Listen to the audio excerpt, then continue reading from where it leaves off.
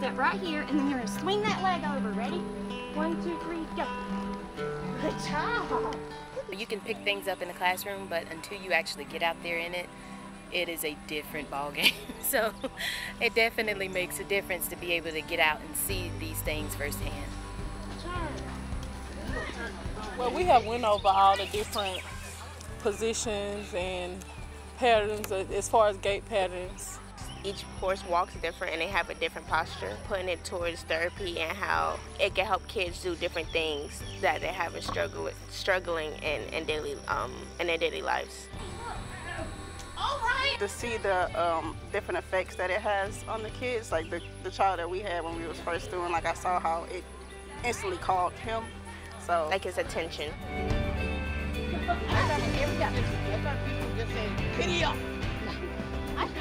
It brings it together, like everything you're learning in class and coming out and actually doing it and seeing it, it definitely makes the connections. I know with OT you're having that more one-on-one and hands-on with your patients, and that's what I want. And having that trust, you know, knowing that they can trust you to basically have their life in their hands. There you go. When I first started going to school, I wanted to work in sniff, but now I'm kind of leaning towards P's. It's kind of like give you that experience of like where you want to end up. Being someone who makes a difference in whether it's kids, geriatrics, whatever.